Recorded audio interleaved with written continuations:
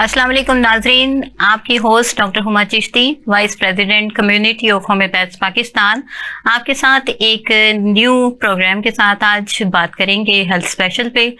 और बहुत ज़्यादा खुशी के साथ आपको ये बताना चाहूँगी कि हमारा ये जो चैनल है ये एजुकेशन की प्रमोशन के लिए बहुत ही बेस्ट चैनल है और इस हवाले से हम बात करते रहते हैं मुख्तलिफ मौज़ूआत पे। आज का जो मौजू है बहुत ही इम्पोर्टेंट है और हम बात करेंगे इस हवाले से कि जो बहुत ही ज़्यादा प्रॉब्लम है तमाम घरों में आजकल देखी जाती है, स्पेशली बच्चों के हवाले से और ओवरऑल अगर बात की जाए तो सभी को ये प्रॉब्लम कहीं ना कहीं फेस करना पड़ती है। हम बात करेंगे इस हवाले से कि भूख जो नहीं लगती, इस हवाले से बहुत सारी मदर्स जो हैं वो परेशान होती हैं और इस हवाले से बात करती हैं आके हमारे क्लिनिक्स पे कि बच्चे अक्सर खाते नहीं हैं, इन्हें भूख नहीं लगती, ये एक प्रॉब्लम होती है। मेडिकल टर्मिनोलॉजी में अगर हम बात करें तो ये टॉपिक है एनोरेक्सिया नर्वोसा, इसके हवाले से हम बात करेंगे। और स्लाइटली सा आपको बताती चलूं कि ये जो डिसऑर्डर है ये भूख का ना लगना है, इसके ओरिजिन के हवाले से अगर बात की जाए तो ये ग्रीक ओरिजिन से है और एनोरेक्सिया का मतलब ही यही होता है कि नेगेशन ऑफ एपेटाइट, यानी कि भूख का ना लगना, यानी चाहते हुए भी खा नहीं पाता पेशेंट, इस किस्म की कोई कंडीशन होती है। इसके साथ ही साथ हम डिस्कस करेंगे इसी एस्पेक्ट के ऊपर कि अगर भूख नहीं लगती है तो कौन से वो तरीके हैं कि जिनको अपना के भूख यानी बढ़ाई जा सकती है और बच्चों को स्पेशली जो है वो हम खाने की तरफ लेके आते हैं। उसमें एक तरीका माइंडलेस ईटिंग का भी होता है, हम इसको भी डिस्कस करेंगे। मज़ीद डिटेल में जाने से पहले सबसे पहले मैं इंट्रोडक्शन करवाती चलूं और इंट्रोडक्शन से पहले बहुत ज़्यादा शुक्रिया अदा करती हूं आपका डॉक्टर साहिबा, आप हमारे प्रोग्राम में आई। हमारे प्रोग्राम के पैनल में आज जो डॉक्टर शामिल हैं वो हैं डॉक्टर फातिमा अली, जो COH की मेंबर हैं और बहुत अच्छा नॉलेज रखती हैं होम्योपैथी के हवाले से और मेडिकल फील्ड के हवाले से।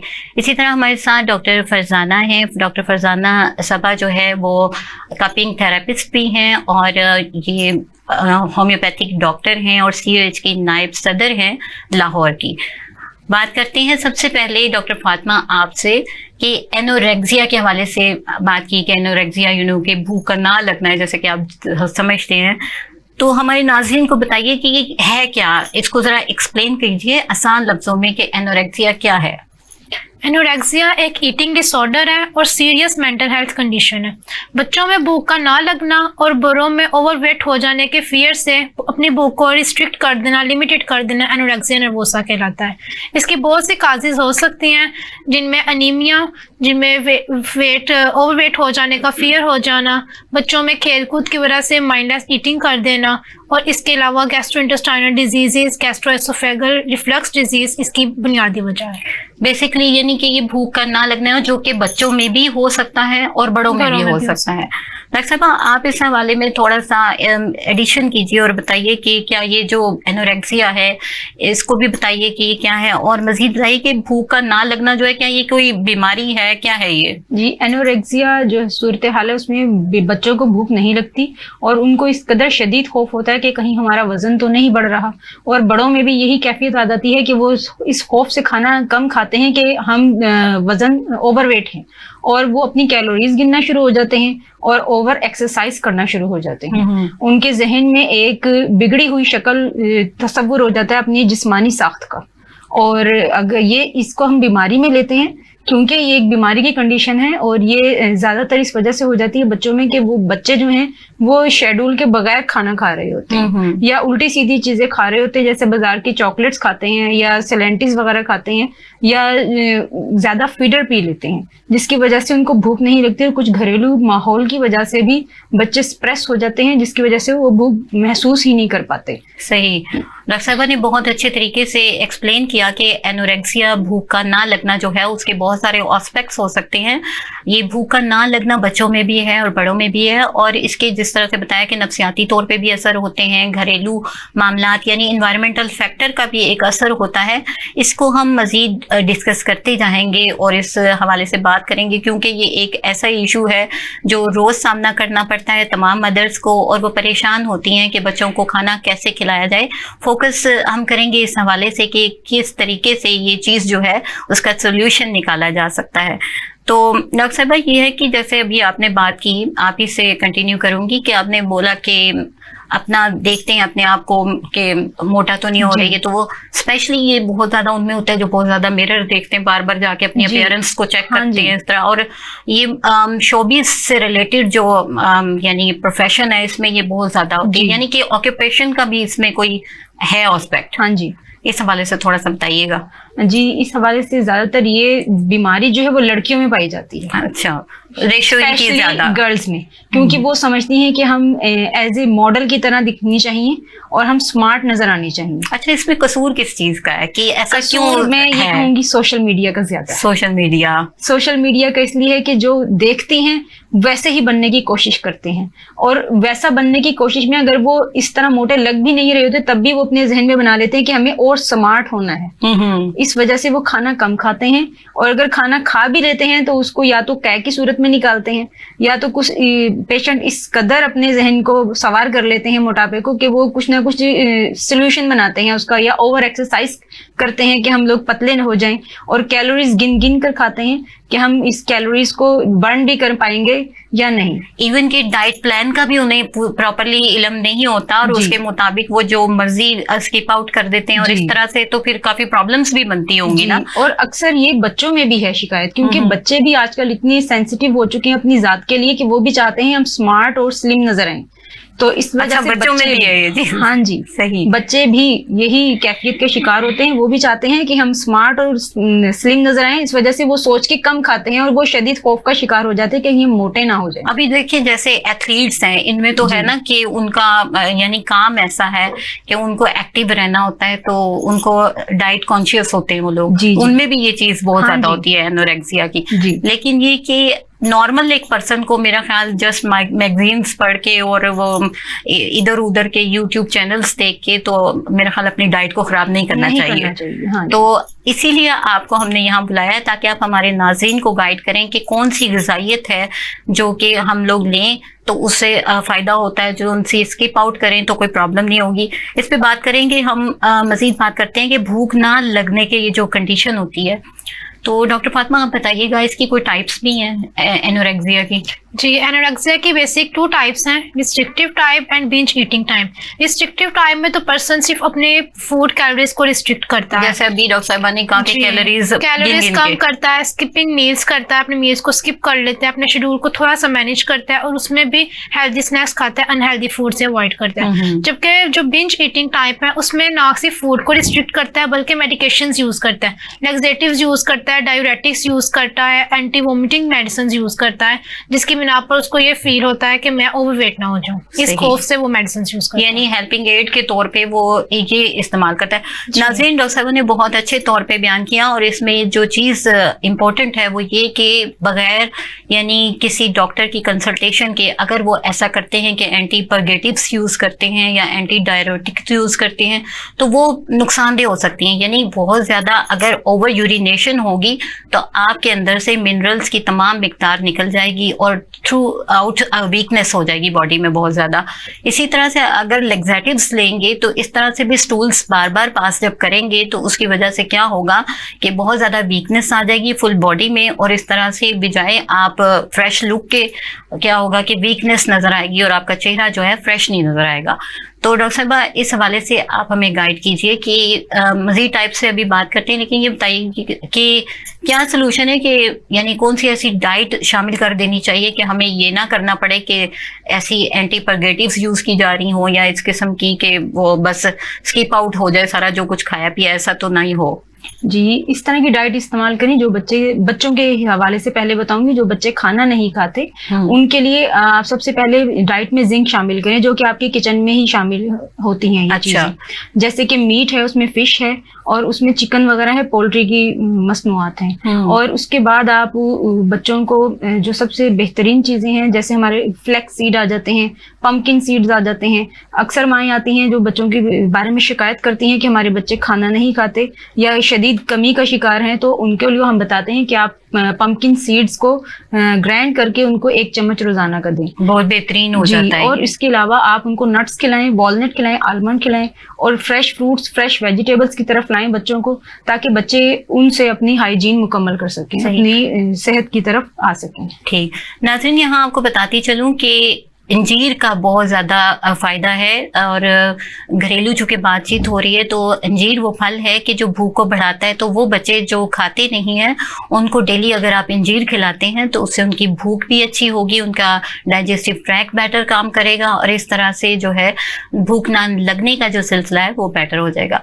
चलते हैं अपने टॉपिक की तरफ। जी डॉक्टर फातिमा, आप टाइप्स के हवाले से हमें गाइड कर रही थी, तो मज़ीद बताइएगा। मजीद इसमें बर्जिंग टाइप है, उसमें भी ऐसे ही करता है पेशेंट कि अपनी फूड को रिस्ट्रिक्ट करता है। उसको लगता है कि मैं ओवर वेट ना हो जाऊं, इस खौफ की वजह से वो अपनी कैलोरीज को गिनना शुरू कर देता है। इवन कि वो सारा दिन भूखा रहता है, अपनी एक्सरसाइज बहुत ज्यादा कर लेता है, जिसकी बेस पर उसको काफी दफा हॉस्पिटल जाना पड़ जाता है। पेलनेस इतनी ज्यादा हो जाती है, उसका फायदे के बजाय नुकसान हो जाता है। हार्ट डिजीज का शिकार हो जाता है, एडिमा का शिकार हो जाता है। इसलिए इन सब चीजों से बचना चाहिए और हेल्दी डाइट लेनी चाहिए।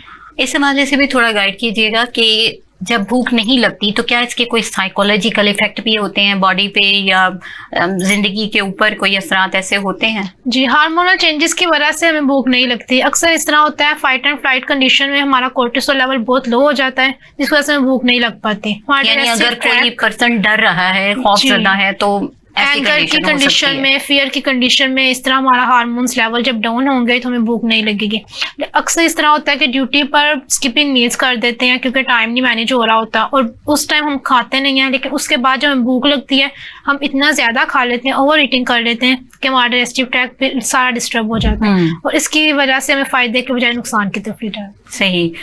आप इसमें कुछ एडिशन करना चाहें डॉक्टर साहिबा? ये है कि जब आप टाइम पर खाना नहीं खाते, शेड्यूल मैनेजमेंट नहीं होता, उससे भी बच्चों और बड़ों में सब में भूख डिस्टर्ब होती है। अच्छा डॉक्टर साहब, बोरियत की वजह से भी भूख पे कोई असरात होते हैं? जी, आपके जहनी जो है ना, जितने भी अवामिल हैं जी, वो आपकी भूख को डिस्टर्ब करते हैं, क्योंकि वो हार्मोनल चेंजेस, डिप्रेशन जो है, वो कुछ हार्मोन्स हमारे बॉडी में इस तरह के खारिज होते हैं जो हमारे दिमाग को पैगाम पहुंचाते हैं। वो जो है ना, हार्मोन्स इस तरह होता है कि हार्मोन्स जो है उनकी कंडीशन कम हो जाती है और वो पैगाम कि हमें भूख लग रही है या हमारा पेट भरने का एहसास खत्म हो जाता है। इस वजह से भूख कम हो जाती है, खास तौर पे किसी भी गम की सूरत में या डिप्रेशन की सूरत में भूख कम हो जाती है। नाजरीन, भूख का लगना जो है वो एक यानी भूख जो है वो एक बेल के तौर पे काम करता है। हमारे माइंड में होता है कि भूख लगती है, भूख का ज्यादा लगना भी ठीक नहीं और भूख का कम लगना भी ठीक नहीं है, क्योंकि अगर कम लगेगी तो कम होते होते भूख खत्म भी हो जाती है और ये सिलसिला ठीक नहीं होता। ये एतदाल पे होना चाहिए। अगर बैलेंस्ड रहेगा ये सिलसिला तो आप हेल्दी रहेंगे। इस हवाले से अभी बात हो रही थी कि खौफ की कैफियत में, डिप्रेशन की कैफियत में ऐसा होता है कि भूख नहीं लगती।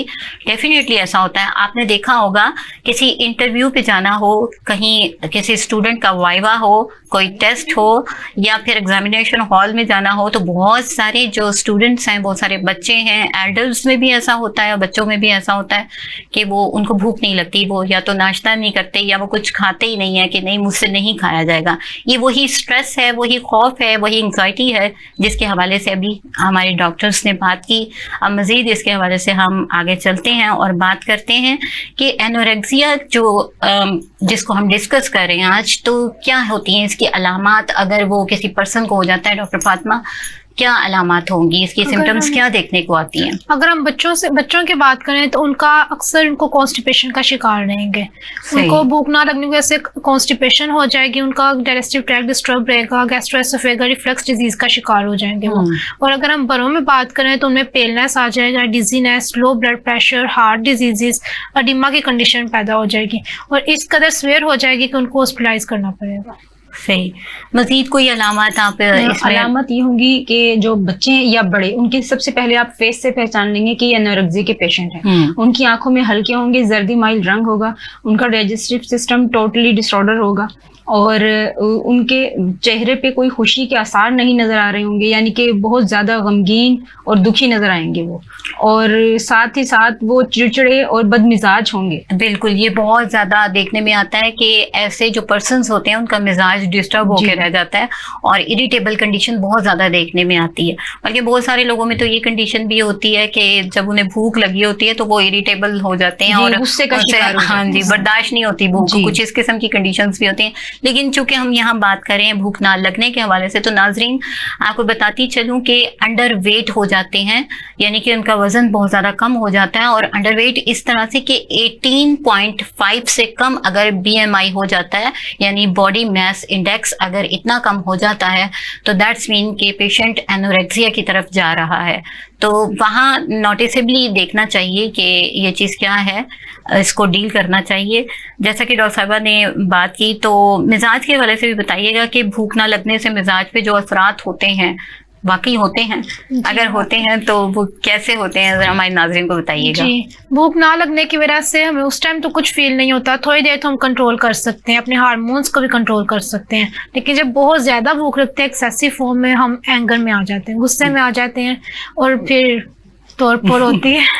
और इस पे बहुत ज्यादा इन्वायरमेंटल फैक्टर्स भी काम करते हैं। इन्वायरमेंटल फैक्टर्स भी, इन्वायरमेंट की वजह से हमें इस तरह से फील होता है। अगर हमारे पास खुशगवार माहौल हो, खुशगवार हम घर में जिंदगी गुजार रहे हैं, कोई शोर शराबा नहीं है, इसको हम कंट्रोल कर सकते हैं। सही। लेकिन जहाँ पर हम किसी ऐसी जगह पर हो जहाँ बहुत ज्यादा शोर हो, बहुत ज्यादा गंदगी हो, हमें हार्मोन्स ज्यादा एक्सक्रीट करेंगे और हम ज्यादा शिकार होंगे गुस्से का।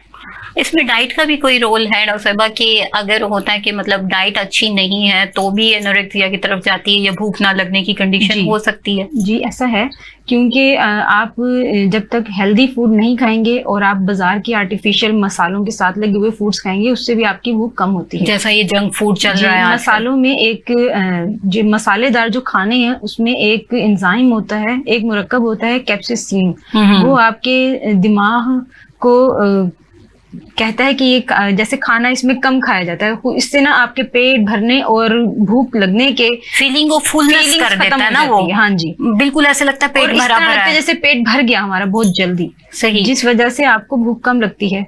और एक ही आप टाइम पे खाना ना खाएं, बच्चे हैं या बड़े हैं, अपना टाइम उसको सही मैनेज ना करें तो उससे भी भूख आपकी कम हो जाती है। यानी आपके कहने का मतलब है कि हमें खाने का एक प्रॉपर टाइम फिक्स करना चाहिए, यानी जो टाइम है उसी पे खाना खाना चाहिए। जी। तो नाजरीन ये बात बहुत इंपॉर्टेंट है कि आपके जो बच्चे हैं उनको खाने का टाइम एक खास मुकर्रर करना चाहिए। आपको ना ये कि किसी टाइम भी खा लिया, जब भी आप सोचें कि नहीं ये होमवर्क हो जाना चाहिए तब खिलाएं, या ये कि अभी ये काम हो जाए, तो जो खाने का टाइम है उसको पहले प्रेफरेंस दीजिए और उसको पहले यूटिलाइज कीजिए ताकि आपका बच्चा जो है हेल्दी रह सके। हेल्दी होगा तो तमाम उसके फंक्शंस बेहतर तौर पे काम कर सकेंगे, वो एक्टिवली अपने ब्रेन से भी वर्कआउट कर सकेगा। वरना क्या होता है कि दिमाग भी प्रॉपरली काम नहीं कर पाता जब उसको प्रॉपर डाइट नहीं मिलती।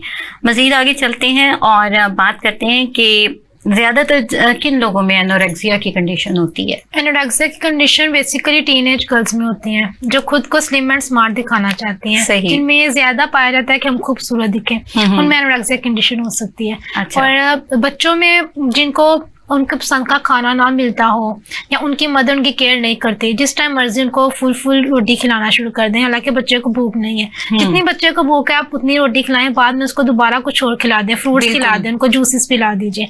और अगर इस तरह ना हो बच्चे को फूड मिले तो एनोरेक्सिया कंडीशन का शिकार होता है। सही बात है। इसी पे मजीद आप बात कीजिए, क्योंकि ये जो है एक बड़ा अहम बात है कि ऐसी कंडीशन जो है उसको किस तरह से किया जा सकता है, किन लोगों में होती है, इसी को मजीद जो है वो डिस्कस कीजिए। जी, एनोरेक्सिया की कंडीशन उन लोगों में ज्यादा होती है जो कि अपने आप को मोटा समझते हैं, ठीक है, और एक अनहेल्दी फूड्स खाते हैं। बच्चों में भी अनहेल्दी फूड और अनहेल्दी लाइफस्टाइल की वजह से एनोरेक्सिया की कंडीशन आ जाती है। सही। बच्चों को ज्यादातर फीडर के ऊपर रखा जाता है, जबकि 2 साल के बच्चे की उम्र जब 2 साल की हो जाए बच्चे की, तो आप उसका फीडर कम से कम कर दें, बेशक उसको 1 कप पर ले आए, और फिर उसके बाद उसकी जो है उसकी डाइट शेड्यूल बनाएं आप, यानी कि उसको सुबह में आपने अंडा पराठा या इस तरह की चीजें खिलाएं, 1 कप दूध दें, और दोपहर में उसको कुछ दालें सब्जियां गोश्त वगैरह अपने साथ बिठा कर खिलाएं, और रात के टाइम उसको कुछ साबूदाना या चावल या सालन के साथ कुछ भी दे सकते हैं, कोई फ्रूट्स वगैरह भी खिला सकते हैं। और इसी तरह बड़े भी अपनी डाइट में इस तरह की चीजें मैनेजमेंट करें ताकि ताकि वो उनको भूख लगे और भूख कम करने वाली अनहेल्दी स्टाइल जो है या हमारा लाइफ स्टाइल है उससे दूरी इख्तियार करें, और खासकर खाने के टाइम पे मोबाइल और टीवी इलेक्ट्रॉनिक्स वगैरह बंद कर दीजिए ताकि आपका फोकस आपके खाने पे ही हो। नाज़रीन, ब्रेक का टाइम हुआ चाहता है, हम यहीं से कंटिन्यू करेंगे, मिलते हैं ब्रेक के बाद।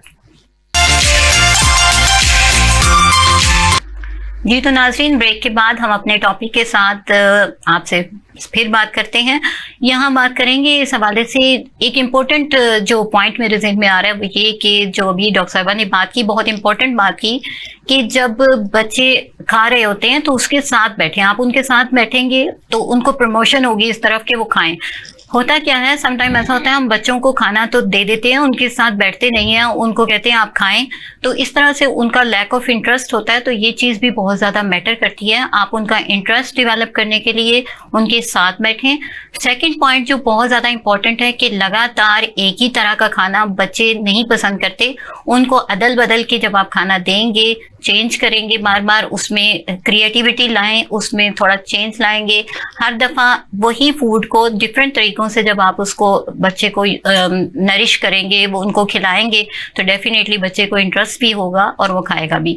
मज़ीद इस हवाले से बात करते हैं कि एनोरेक्सिया के हवाले से हम बात करें कि बच्चों को जब भूख नहीं लगती डॉक्टर फातिमा, तो फिर क्या सोल्यूशन होता है, उसका क्या करना चाहिए, हल क्या है? उसको आयरन सप्लीमेंट्स खिलाए जाएं, उसकी ऐसी एक्टिविटीज करवाई जाएं कि उसका डाइजेस्टिव सिस्टम एक्टिव में है। ये तो हो गई बात सप्लीमेंट्स की, लेकिन हम होम्योपैथी के हवाले से डील करें तो आप बताइएगा कि क्या ऐसी कोई मेडिकेशंस हैं हमारी? होम्योपैथी में बहुत सी अच्छी मेडिसिन हैं जो बच्चे के अंदर भूख ला सकती है। इसमें हम अल्फाल्फा, ginseng, जिंकिगो biloba, अल्फाल्फा, ginseng, जिंकिगो biloba, phosphorus, फेरमफास, बायोनिया, इस तरह की काफी सारी मेडिसिन जो बच्चों को दे सकते हैं। But according to sign and symptoms और बच्चे की डिफरेंट मेडिसिन। ठीक, तो इस तरह से यानी कि भूख का सिलसिला उनका बेटर हो जाता है, मैकेनिज्म काम करने लगता है उनका।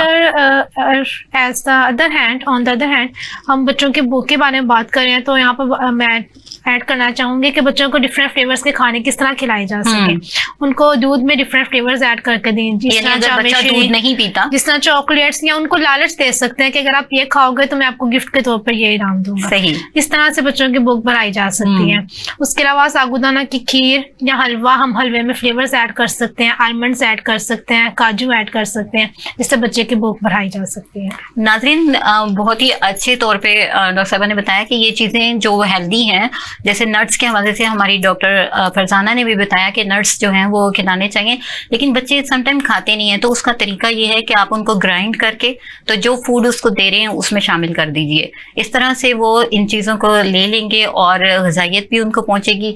अब हम बात करते हैं इस हवाले से कि डॉक्टर साहब, हम चाहते हैं कि बस खा ले बच्चा, जी बड़ा है या बच्चा है, अगर नहीं खा रहा तो खा ले। माओ की ये पूरी कंडीशन होती है, ये पूरी जिसे कहते हैं ना कोशिश होती है कि किसी तरह से बस खा लें।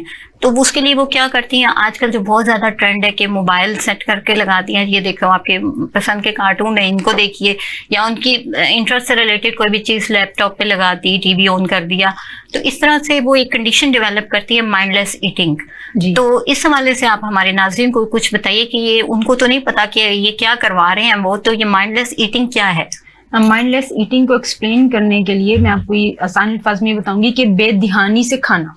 सही, यानी माइंडलेस ईटिंग का मतलब ही है कि बेध्यानी से खाना, यानी कि अपने एनवायरनमेंट, अपने इमोशंस और अपने फुलनेस साइंस को बिल्कुल साइलेंट करके खाना, यानी कि सेंसेस में नहीं होता, बिल्कुल बेध्यान होकर खाना, लापरवाह खाना, बेपरवाह खाना, यानी कि उसमें आपको ये नहीं पता चलता कि आप कितना खा रहे हैं, आप क्या खा रहे हैं और आप क्यों खा रहे हैं। यानी ना तो क्वांटिटी मैटर करती है और ना ही क्वालिटी मैटर करती है। और इस दौरान पेशेंट ज्यादा भी खाना खा लेता है, यानी कि वो इस बेदहानी में ओवर ईटिंग कर जाता है और इसका साइड इफेक्ट उसको ये होता है कि वो मोटापे का शिकार हो जाता है। और ये बोथ यानी कि टाइप्स में होता है कि जैसे हम बच्चों की बात कर रहे हैं उनमें भी ये कंडीशन होती है और बड़ों में भी होती है। बड़ों में ट्रेंड होता है, टीवी ऑन किया, कोई मूवी लगी हुई है या कोई पसंद का ड्रामा वो चल रहा है, साथ साथ में स्नैक्स चल रहे हैं, साथ कोई ना कोई चीज ईटिंग चल रही है। समटाइम अगर खाना ही लेके बैठ गए तो पता नहीं चलेगा कितना खाना खाया, कितना खाना खा लिया, तो फिर ये तो नुकसानदेह हो जाएगा काम। हाँ जी, ये बहुत ज्यादा शदीद संगीन किस्म के नुकसानात हैं। सही, तो माइंडलेस ईटिंग के हवाले से डॉक्टर साहब आप बताइएगा कि माइंडलेस ईटिंग जो है वो क्या वाकई हेल्दी है या अनहेल्दी है?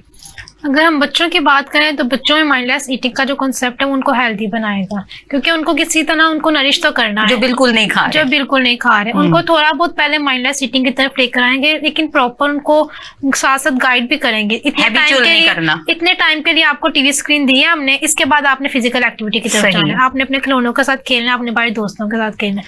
लेकिन अगर बड़ों में बात करें, बड़ों में स्ट्रेस की वजह से या ओवर वर्किंग की वजह से अगर उनके मील स्किप हो रहे हैं और बाद में वो ड्राइविंग के दौरान खा रहे हैं या मूवी देखने के दौरान खा रहे हैं या लेट नाइट खा रहे हैं, तो इसके नुकसान बहुत शदीद होंगे। वो ओवर वेट की तरफ जा सकते हैं, वो अपने डाइजेस्टिव सिस्टम को खराब कर सकते हैं, वो किडनी स्टोन्स की तरफ भी जा सकते हैं। क्योंकि सोचा तो ये जाएगा कि हमने सारा दिन का कुछ नहीं खाया तो चलो अब बैठ के खा रहे बैठ के खा हैं, रहे मगर हैं, वो जो लेकिन खाना है वो वो फायदेमंद डाइजेस्ट नहीं होगा उनका, वो सही। बाद में सो जाएंगे, वो डाइजेस्ट नहीं होता, इस वजह से ये नुकसानदेह है। तो यानी कि माइंडलेस ईटिंग जो है वो नुकसानदेह है। जी। डॉक्टर साहब, आप इस हवाले से क्या कहती हैं कि वाकई होनी चाहिए माइंडलेस ईटिंग या नहीं होनी चाहिए? मैं यही कहूंगी कि माइंडलेस ईटिंग नहीं होनी चाहिए, नहीं होनी चाहिए। क्योंकि इसके नुकसानात ये हैं कि बच्चे जो हैं वो ज्यादातर मोबाइल्स और टीवी की तरफ ज्यादा इंटरेस्ट अपना वहाँ पे डेवलप कर लेते हैं और खाने की ग़िज़ाइयत उन तक नहीं पहुंच पाती, जो ऑर्गन्स तक हमारी तमाम पहुंचनी चाहिए। फिर तो और ये होगा बड़ों ना में कि भी- वो जब भी खाना खाना होगा वो जी। कहेंगे मुझे तो ये आप लगा दो तो फिर ही खाना है। जी, वो उसको अपनी जरूरत बना लेंगे।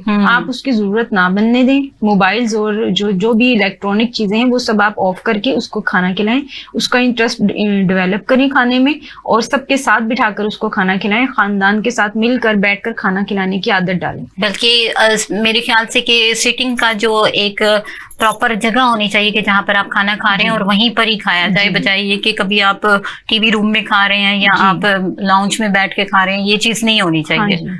फिर ही हो सकता है ना फोकस तो खाने के हाँ जी। ऊपर। और बड़ों में भी इसी तरह है कि बड़े अपना फोकस खाना की तरफ करें, सिर्फ ये नहीं कि मोबाइल्स या टीवी की तरफ करें। ये सब नुकसानदेह चीजें हैं और हमारे माइंड तक हमें तसल्ली नहीं देते। हमारा माइंड हमें ये बताता ही नहीं है कि हमारा पेट भर गया है या हमें इस टाइम हमें स्टॉप कर देना चाहिए खाने को।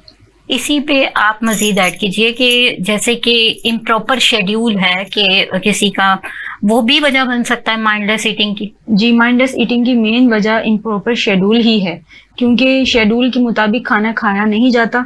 और जैसे कुछ लोग हैं ऑफिस वर्कर हैं, वो टाइम पे खाना नहीं खा पाते।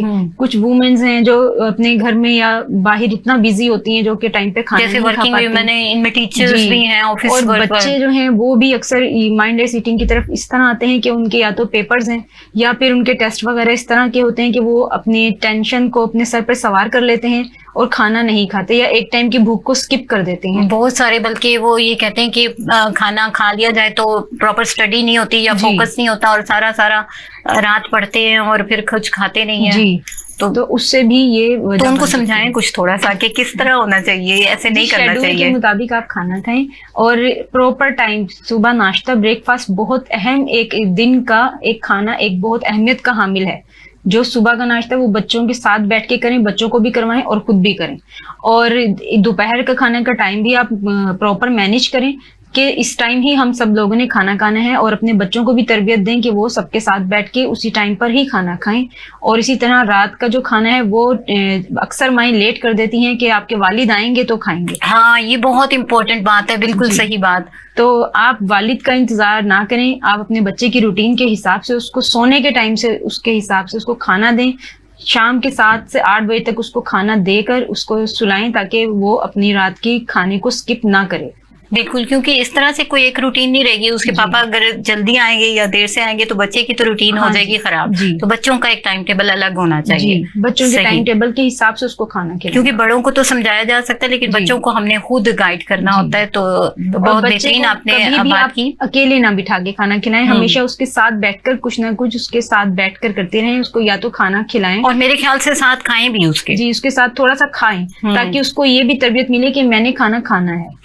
अच्छा डॉक्टर साहब, ऐसा भी होता है कि समटाइम बच्चे कोई एक चीज खाते हैं, जैसे कि एक हम किसी एक टाइप का सालन उनको खिलाते हैं, वो खाते हैं, वो ही आदत हो जाती है, दो एक किस्म की चीजें बस यही खानी है और नहीं खाना, उसका कुछ थोड़ा तरीका बताएं। हमारी मदर्स बहुत परेशान होती हैं कि किस तरह से जो है उनको सभी चीजों को खिलाया जाए, क्योंकि अल्लाह ताला ने बहुत सारी वेजिटेबल्स में बहुत सारी ग़िज़ायत रखी है, ठीक है, हर एक का कोई ना कोई फायदा है, उसको किस तरह से किया जाए? जी, इस तरह से किया जाए कि आप उसको एक चीज जैसे कुछ भी दलिया या खीर वगैरह बनाकर देती हैं तो उसको 1 दिन या 2 दिन आप ट्राई करवाएं। अगर वो शौक से खाता है तो 3 दिन भी दे सकती हैं। उसके बाद आप उस शेड्यूल में थोड़ा चेंजिंग लाना शुरू करें, यानी कि उसको कोई नट्स डाल के उसके अंदर मैनेज करें, कुछ उसको कस्टर्ड दें, कुछ उसको ऐसी फ्लेवर वाली चीजें ऐड करके दें जो हेल्दी भी हो। अब जैसे ब्रेड का इस्तेमाल करवाया जाता है, उसपे बहुत सारे चॉकलेट्स लगाते हैं, तो उसको भी डिफरेंट तरीकों से करवाया जा सकता है। कर सकती हैं, उसकी शेप्स बनाकर दे सकते हैं बच्चे को, ताकि वो इंटरेस्ट डेवलप करे। उसके हिसाब से भी वो इंटरेस्टेड फूड बन जाता है, जिसकी वजह से बच्चे उसकी तरफ रागिब होते हैं खाना खाने की तरफ। तो वालदा को भी चाहिए कि उनको चेंज करके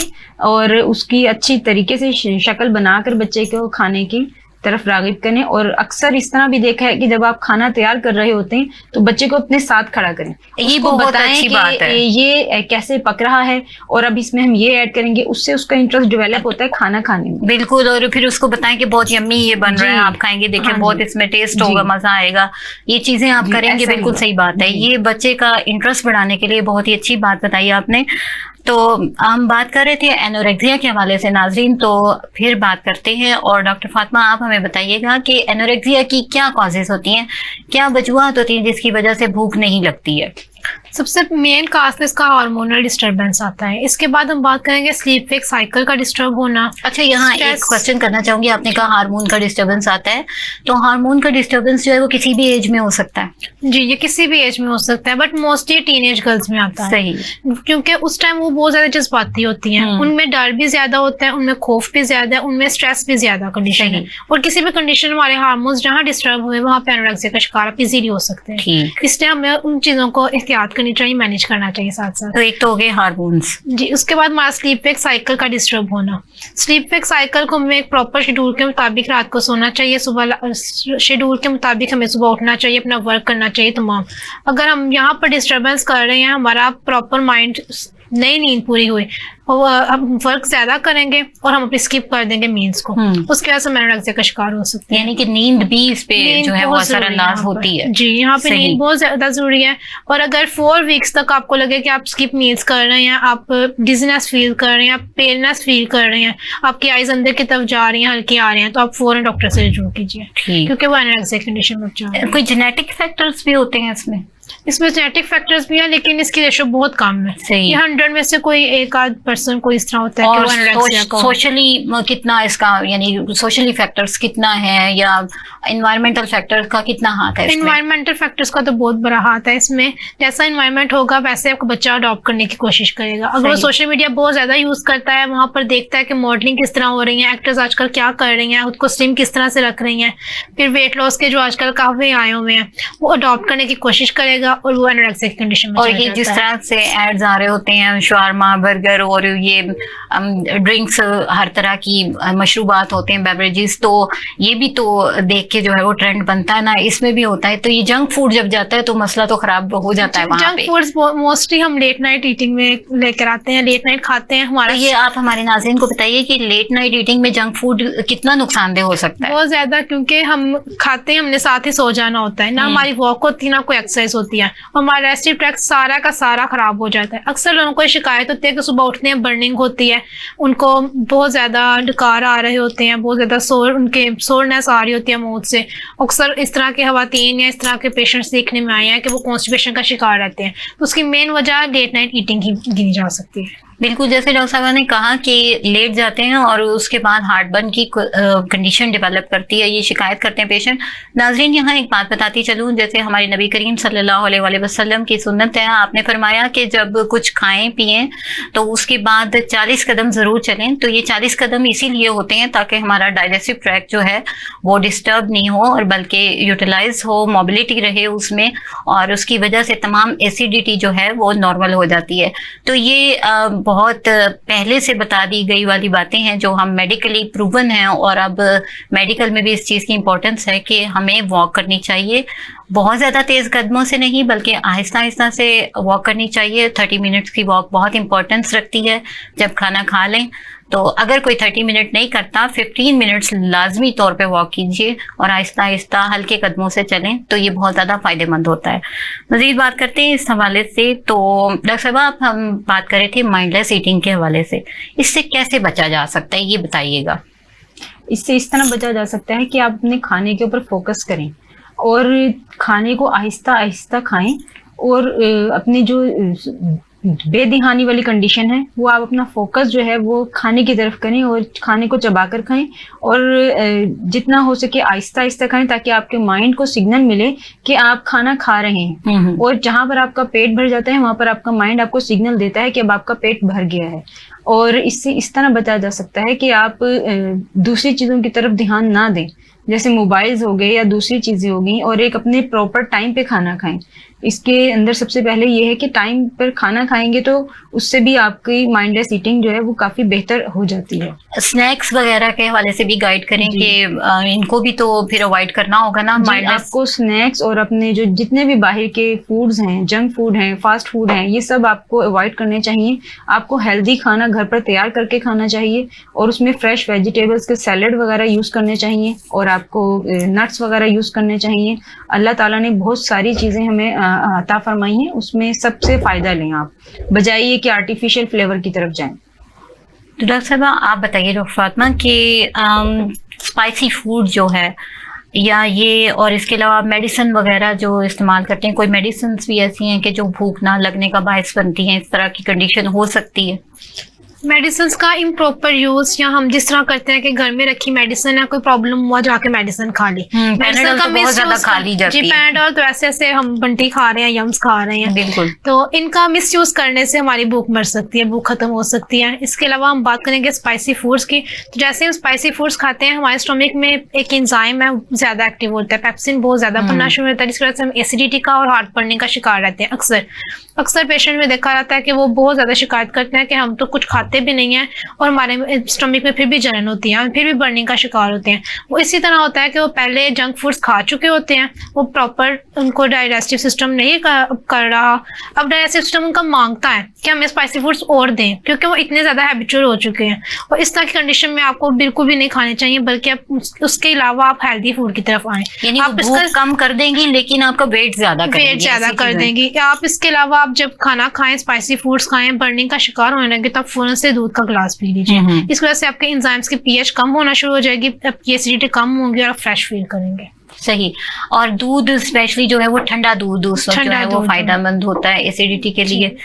सही। तो डॉक्टर साहब, थोड़ा सा हमें मजीद बताइए कि जब बच्चे नहीं खाते हैं तो उनकी भूख को कैसे बढ़ाया जा सकता है? जी, उनकी भूख को इस तरह बढ़ा सकते हैं आप कि उनको चॉकलेट्स वगैरह जो बाजार की चीज़ें हैं वो ना दें। और अगर आप बच्चे फीडर पी रहे हैं तो उनको फीडर जो है वो दिन में 2 टाइम कर दें या 3 टाइम कर दें, और खाने के दौरान या खाने के बीच में उनको कोई ऐसी चीज़ ना दें जिसकी वजह से उनकी भूख खत्म हो जाए। जैसे कोई भी मीठी कैंडी या कुछ भी देते हैं तो हमारे जो दिमाग में हाइपोथैलेमस के अंदर एपेटाइट सेंटर होता है, वहाँ पे वो स्प्रेस हो जाता है, जिसकी वजह से बच्चे को भूख नहीं लगती है, क्योंकि उसे पता चलता है कि खा लिया। जी, उसकी जो एनर्जी लेवल है वो कंप्लीट हो जाता है कुछ भी मीठा खाकर। जी, क्योंकि उसकी कैलोरीज जो उसको चाहिए होती है वो मीठे से ले लेता है, जिसकी वजह से उसकी भूख खत्म हो जाती है। बल्कि नाजरीन, रिसर्च के मुताबिक ये पता चलता है कि जब हम खाना बच्चों को खिलाना होता है, उससे अगर आधा घंटा पहले कोई मीठा मशरूबात इस्तेमाल करवाए जाएं, कोई ड्रिंक यूज़ करवाई जाए या दूध उनको दिया जाए, तो फिर उनकी भूख आधी रह जाती है या फिर वो खाना नहीं खा पाते। तो कोशिश करें कि ऐसा ना करें। एक और टिप जो आपको यहाँ पर देना चाहूँगी, वो चाहे वो बच्चे हों या बड़े हों, खाना खाने से कुछ देर पहले चहलकदमी अगर करते हैं तो भूख जो है, कोई एक्टिविटी बच्चों से ऐसा करवाइए, कोई खेल ऐसा खिलाइए कि जिसमें वो चलें, और इससे क्या होगा कि उनकी भूख बेहतर होगी, उनको भूख लगेगी और वो खाना खाएंगे। यहाँ एक और चीज़ बताती चलूँ कि जो बहुत ही ज़्यादा आसान भी है, और वो बच्चे जो खाना नहीं खाते और उनकी भूख बढ़ानी हो तो उस सिलसिले में बताऊंगी कि चने जो हमारे घर में मौजूद होते हैं, चने जो है वो 1 गिलास अगर चने लेते हैं तो 3 गिलास पानी उसमें डाल के, तो आप उसको जब बॉयल करते हैं अच्छी तरह से, उसका जो पानी होता है वो जब आप बच्चों को पिलाते हैं तो वो हेल्दी भी होता है और उनकी तमाम न्यूट्रिशंस भी पूरे होते हैं और उन्हें भूख भी लगती है। तो ये बहुत ज़्यादा इंपॉर्टेंट होता है, आप अपने बच्चों को ज़रूर दीजिए, तो इस तरह से ये पोजीशन जो है वो ठीक हो जाती है। डॉक्टर साहब, आप लोगों के आने का बहुत शुक्रिया कि आपने बहुत अच्छा नॉलेज दिया। इस हवाले से अब हम होम्योपैथी के हवाले से मजीद बात करते हैं कि कौन सी ऐसी मेडिसिन है, डॉक्टर फरजाना आप बताइए, कि जो कि दे के बच्चे की भूख को बढ़ाया जा सकता है, उसका ये जो पेल और डल कम्प्लेक्शन होता है वो ठीक किया जा सकता है। मेरे पास भी रिसेंटली जो है वो एक पेशेंट आई, उन्होंने बताया ये मेरी बच्ची का कलर देखें, वो सारे लोग पूछते हैं ये बीमार है, तो ये कंडीशन, वो खाती कुछ नहीं, एनोरेक्सिया की, तो कौन सी मेडिसिन हैं जो बिल्कुल उनको हेल्दी कर दें? जी, सबसे पहले तो हमारी मेडिसिन आती है अल्फाल्फा। सही। उसके बाद ये भूख को बढ़ाती है, आपकी मेडिसिन ये जो अल्फाल्फा है ये भूख को बढ़ाती है, एपिटाइजर है। हाँ जी, एपेटाइजर है। और उसके बाद आपके सिम्टम्स के हिसाब से आ जाती है, यानी कि जो बच्चे आते हैं उनके सिम्टम्स के हिसाब से, कुछ सिम्टम्स में अर्जेंटम, कुछ सिम्टम में एंटीकोरोडम, सही, और कुछ सिम्टम्स में चाइना और सीना भी आती है। मोस्टली बच्चों को कीड़ा होने की वजह से भूख नहीं लगती जी, जब पेट में कीड़े होते हैं तो भूख नहीं लगती, या बहुत ज्यादा साइना बहुत अच्छा काम करती है, सीना आपकी बहुत अच्छा काम करेगी। एक जेनेशिया ल्यूटा है जो बहुत अच्छी काम करती है। ब्रायोनिया, अक्सर कब्ज की शिकायत होती है बच्चों को जिसकी वजह से वो भूख महसूस नहीं कर रहे होते, ब्रायोनिया और नक्सोमी का बहुत अच्छा काम करेंगी। वहाँ पर लाइकोपोडियम भी आप बहुत अच्छा काम करती है। प्रोग्राम हमारा क्लोजिंग की तरफ है, तो डॉक्टर साहब आप ये बता दीजिए कि कौन सी सूरत में जो है वो डॉक्टर के पास चले जाना चाहिए? जब आपका बच्चा या अडल्ट एज में जब आप 4 वीक्स में फील करें कि हम एनोरेक्सिया का शिकार हो रहे हैं, पेलनेस हो रही है, चक्कर आ रहे हैं, या कॉन्स्टिपेटेड पेशेंट में आप जा रहे हैं और आपको बहुत ज़्यादा वीकनेस फील हो रही है, इवन कि आपके स्वेलिंग की तरफ जा रहे हैं, आपकी आई स्वेल हो जाएंगी, एडिमा की कंडीशन हो जाएगी, तो फोन डॉक्टर के पास आपको जाना। बहुत शुक्रिया, आपके आने का बहुत शुक्रिया। नाज़रीन, किसी नए टॉपिक पे इंशाल्लाह फिर मुलाकात होगी, इजाज़त दीजिए, अल्लाह हाफिज।